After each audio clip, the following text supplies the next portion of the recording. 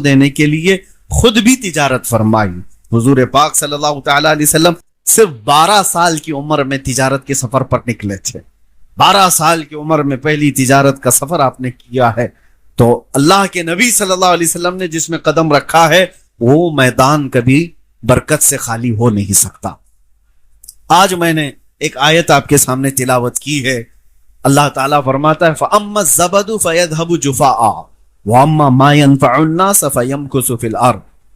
جو نفع دینے والا ہے لوگوں کو اس کا اور جو کچرا ہے اس کا.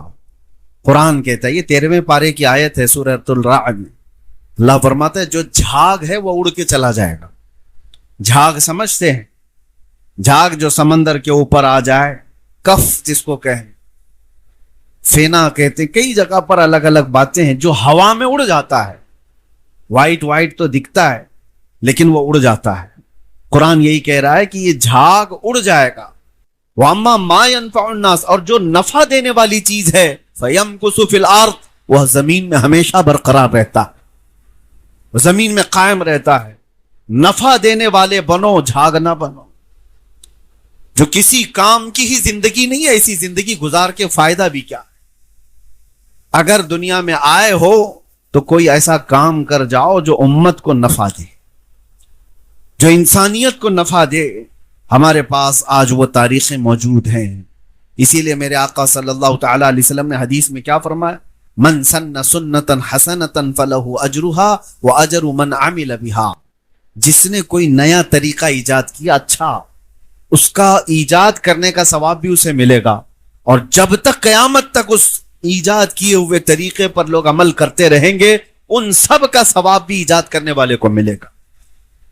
کسی نے اگر کوئی ایک مسجد تعمیر کی ہے تو مسجد تعمیر کرنے کا ثواب تو ہے, لیکن لاکھوں جو سجدے اس میں ہوتے رہیں گے ان کا ثواب بھی اسے دیا جاتا رہے. کریٹیویٹی جس کو کہا جائے, ایجادات جس کو کہا جائے, یہ مسلمانوں کا ایک خاص حصہ تھا. آج بانجھ بنا دیا گیا امت کو. آج ہمارے حالات یہ ہو گئے ہیں کہ ان سے کوئی چیز امید ہی نہیں رکھی جا رہی. حالانکہ ماضی قریب تک ہماری ترقیات کا دور اتنا سنہرا تھا, اتنا سنہرا جس کو تاریخ کبھی بھلا نہیں سکتی. میں آج مسلمان نوجوانوں سے اور جتنے بھی اہل ثروت حضرات ہیں ان سے بھی یہ گزارش کروں گا, اللہ نے جس میدان میں آپ کو طاقت دی ہے اس میدان میں کوئی ایسی ترقی کر جاؤ کہ تمہارے آنے کا زمین پر کوئی مطلب رہے, اس زندگی کا کوئی معنی تو رہے.